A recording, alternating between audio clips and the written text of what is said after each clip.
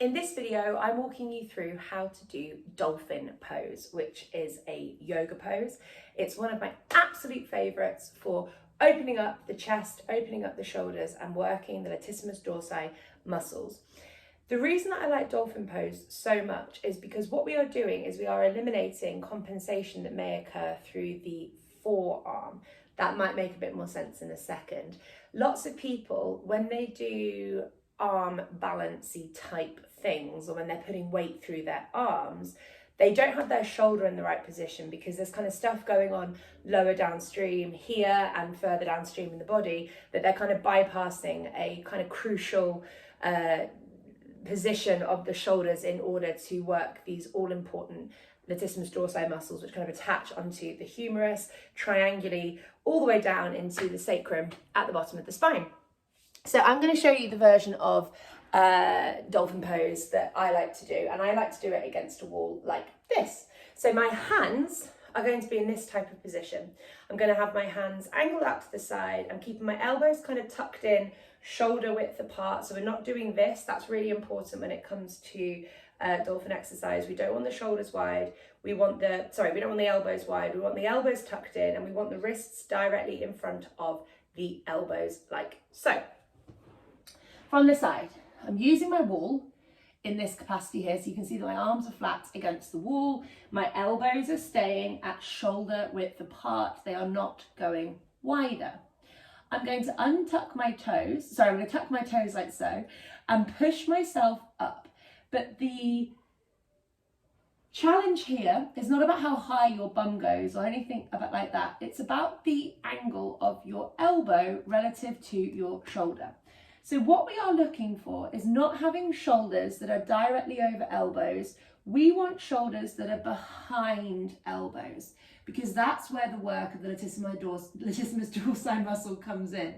So when you're doing this, in fact, actually, before we even kind of push our hips up into the full position, keeping your hands there, keeping your elbows still, keeping your forearms still, I just want you to push backwards and get that sensation of what that feels like, because that's what you should be going for when you do things like downward dog, for example. That's the kind of same sensation. Lots of people have this position of the shoulder, and therefore they are not working some of these kind of crucial back muscles that they should be when they're doing positions like downward dog. We want the shoulders to be behind the elbows like this, and it also stretches out the triceps as well, which for many people are often pretty tight and don't work very well, dysfunctional. So we're tucking our toes under, and we're just going to lift our hips up to the sky.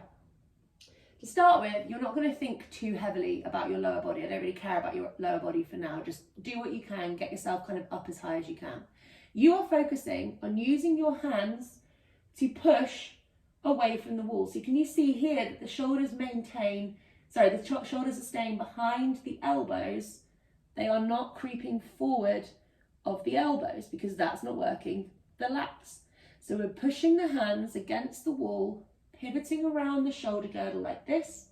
Then you can see that my lumbar spine and my pelvis are in flexion, which is not what I want because I'm not using my hips properly then.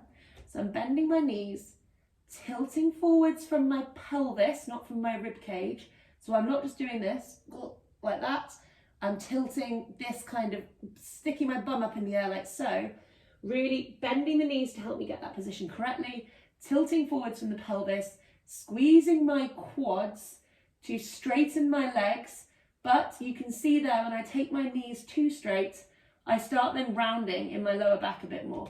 So I'm just finding that sweet spot where my spine stays straight, my quads are locked on, my head is relaxed, and I'm pushing away from the wall with my hands, trying to get that length through the shoulders. And this is a lovely, strong, wonderful both shoulder worker and shoulder stretcher. So if you wanted to, there's ways that you can just fiddle around to start with, just practicing the movement on the floor like this. But then when you're ready, you can up that load and demand, but you are pushing back through the arms, focusing on the pelvis staying in extension, not having that rounding through the pelvis and the lumbar spine. So it doesn't matter how bent your legs are, that will come as time goes on.